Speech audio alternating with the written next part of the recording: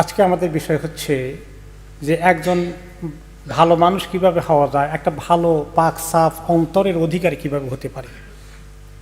একটি হাদিসে রাসূলুল্লাহ সাল্লাল্লাহু আলাইহি সাল্লাম বললেন, যে হাদিসটি আব্দুল্লাহ ইবনে আমর রাদিয়াল্লাহু আনহু বর্ণনা করেছেন, যে রাসূলুল্লাহ সাল্লাল্লাহু আলাইহি ওয়াসাল্লাম ইরশাদ করেছেন, মানুষের মধ্যে সেই লোকটি উত্তম যার অন্তরটি মাহমুম এবং যার জবানে রয়েছে সত্যতা, সত্যবাদিতা। প্রশ্ন করা হলো, ইয়া রাসূলুল্লাহ, আমরা তো বুঝলাম যে সত্য কথা, সত্যবাদিতা ভালো জিনিস, কিন্তু আল কালবুল মাহমুম বলতে মাহমুম অন্তরের ব্যাখ্যা একটু করেন। তিনি বললেন, সে লোকটিকে মাহমুম পাক পবিত্র অন্তর অধিকারী মনে করা হয় যার অন্তরটা পাক সাফ থাকে, যেখানে গুনার চিন্তা সারাদিন রাত তাকে ব্যস্ত রাখে না, সে সীমা লঙ্ঘন করে না, সে হিংসা বিদ্বেষ কারো ব্যাপারে পোষণ করে না।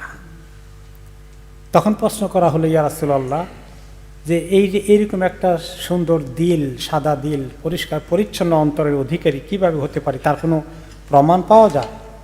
কোনো প্রমাণ আছে যে আমার দিলটা মনে হয় একটু সাফ আছে, আমার দিলটা বক্র নয়, আমার দিলটা আল্লাহ তাআলার কাছে একদম পরিষ্কার? তিনি বললেন, এর লক্ষণ হচ্ছে যে ব্যক্তি দুনিয়ার ব্যাপারে তার আকর্ষণ কমিয়ে দেয় যখন, এবং আখেরাতের প্রত্যাশী অনেক বেশি হয়, আখেরাত নিয়ে যার চিন্তা বেশি, দুনিয়ার চিন্তা যাকে ব্যতিব্যস্ত করে রাখে না, এটি তার লক্ষ্য, যে তার দিলটা সাফ আছে। তারপরে ওনারা প্রশ্ন করলেন যে এটাও তো একটা থিওরি, প্র্যাকটিক্যালি বাস্তব জীবনে এর প্রতিফলন কিভাবে হতে পারে? তখন তিনি বললেন, যে লোকটির চরিত্র, চারিত্রিক আচার ব্যবহার ভালো, মানুষকে কষ্ট দেয় না, এবং সবার সঙ্গে সে একটা ভালো সম্পর্ক মেনটেন করে যায়, তার আচার ব্যবহার অত্যন্ত ভদ্র নম্র, এটি হচ্ছে লক্ষণ যে তার দিলটা ভালো। এখন আমরা দেখতে পেলাম এই হাদিসে রাসূলুল্লাহ সাল্লাল্লাহু আলাইহি ওয়াসাল্লাম তার কাছে কোন ব্যক্তি সবচেয়ে, আল্লাহ তাআলার কাছে কোন ব্যক্তি সবচেয়ে প্রিয় হবেন, তার কিছু লক্ষণ, কিছু আলামত, কিছু গুণ এখানে বলা হয়েছে। আর সত্যি আল্লাহর কাছে সম্মানিত হওয়ার জন্য আল্লাহ তাআলা কোরআনে পাকে বলে দিয়েছেন, ইন্না আক্রামাকুম ইনদাল্লাহি আতকাকুম, তোমাদের মধ্যে সবচেয়ে তাকওয়া সম্পন্ন যে ব্যক্তি, সেই আল্লাহর কাছে সবচেয়ে বেশি সম্মানিত। এরপরে তিনি সত্যবাদিতার কথা বললেন, সত্য কথা বলা, মিথ্যা থেকে দূরে থাকা, এটি আরেকটি লক্ষণ একটা ভালো মানুষ হওয়ার জন্যে। আল্লাহ তাআলা কোরআনে পাকে অনেক জায়গায় বলেছেন, তোমরা সত্যবাদীদের সঙ্গে থাকো, আল্লাহকে ভয় করো, সত্য কথা বলো। শুধু সত্য কথা বলা নয়, শোভা সন্দেহের ভিত্তিতেও কোনো কথা বলো না। মিথ্যা তো দূরের কথা, শোভা সন্দেহ হয় এমন কোনো কথা থেকে দূরে থাকো, কোনো জিনিস কনফার্ম না হয়ে বলা বলি করো না। এবং একটা হাদিসে নবী করিম সাল্লাল্লাহু আলাইহি ওয়াসাল্লাম বলেছেন, যে বিষয়টা তোমার কাছে শোভা সন্দেহের মধ্যে আছে, ওটা ওখানে থাকুক, এমন ব্যাপারে তুমি চলে আসো যেখানে কোনো শোভা সন্দেহ নাই, নিশ্চিত হয়ে গেছে, এইরকম একটা লেভেলে তুমি থাকো।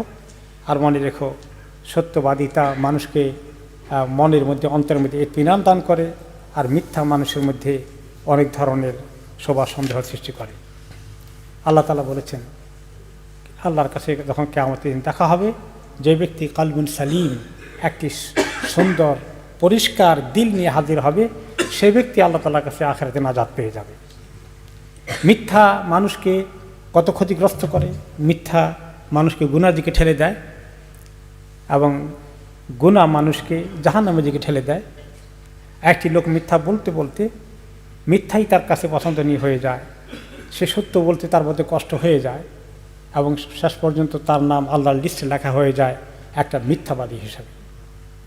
তার বিপরীতে যে লোক সবসময় সত্য কথা বলে, হক হালালের উপরে চলে, হারামের দিকে যায় না, মানুষকে ঠকায় না, সবসময় হকের উপরে থাকে, সে ব্যক্তি আল্লাহ তাআলার কাছে সত্যবাদী সিদ্দিক হিসাবে তার নাম লেখা হয়ে যায়।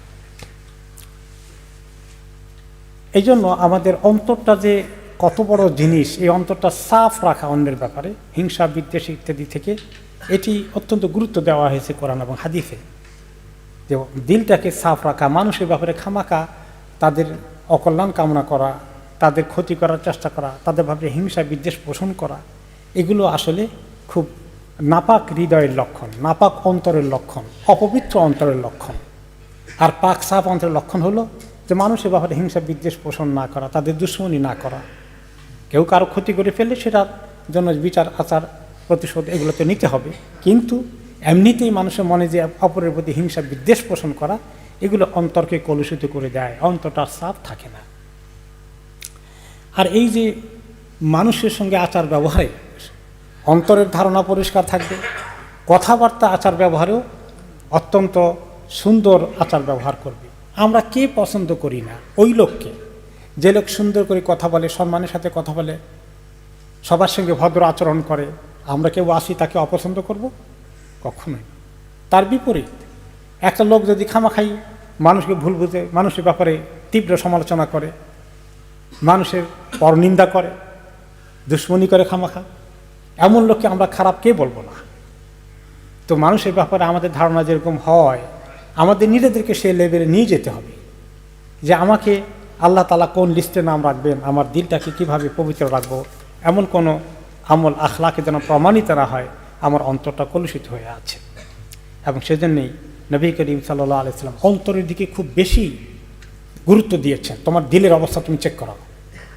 আমরা মুখে যখন কথা বলি, অবশ্যই আমি খারাপ মানুষ আমরা কে স্বীকার করি, নিজেকে ভালো বলার জন্যই চেষ্টা করি, কিন্তু আমাদের অন্তরের মধ্যে কী চিন্তা আছে তার ভিত্তিতে আল্লাহ তাআলা আমাদেরকে ঠিক করবেন। এবং এই জন্য তিনি বলেছেন যে তাকওয়াটা কোনো বাহ্যিক বিষয়ের উপরে নয়, তাকওয়াটা হবে কোথায়? অন্তরের মধ্যে দেখা যাবে। আল্লাহ তাআলা ভালো করে দেখবেন কী পরিমাণ আল্লাহর ভয় সেখানে আছে। এই জন্য অন্তর যখন ঠিক হয়ে যায়, দিলটা যখন সাফ হয়ে যায়, তখন তার পুরো বডি সমস্ত অঙ্গ প্রত্যঙ্গ ঠিক হয়ে যায়।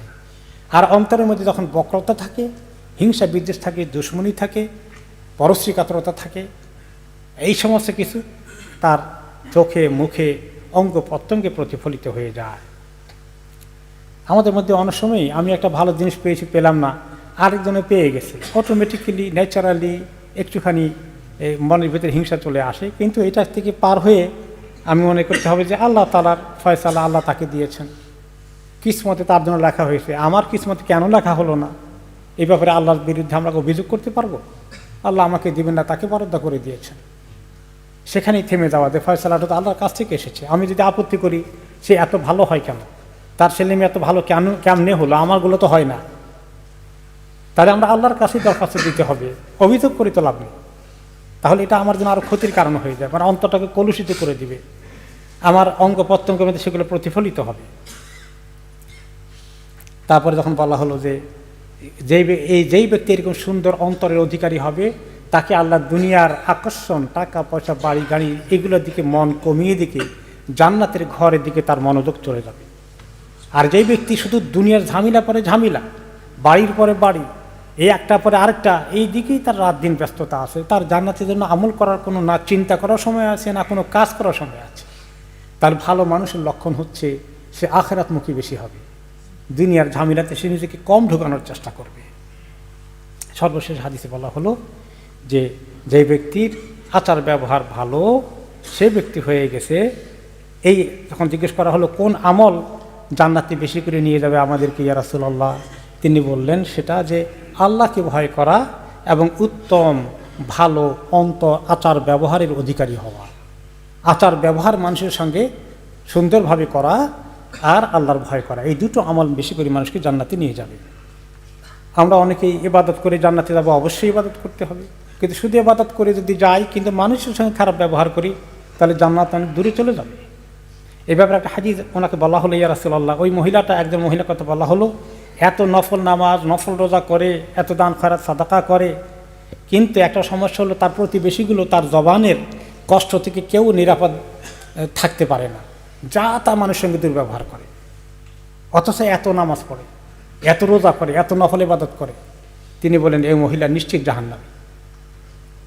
আরেকটি হাদিসে বলা হলো যে আরেকজন মহিলা, সেই ব্যক্তি এমন নফল টফল পড়ে না, একটু ফরজের মধ্যেই থাকে, এত নফলে রোজাও রাখে না, আর দান খারাতও বেশি করে না, অল্প অল্প করে করে, কিন্তু তার প্রতিবেশীরা তার উপরে এত সন্তুষ্ট, কাউকে সে কষ্ট দেয় না। তিনি বলেন এই মহিলা জান্নাতি হয়ে যাবে। আল্লাহ তাআলা আমাদেরকে এইরকম সুন্দর অন্তর এবং আচার ব্যবহারের তৌফিক দান করুন।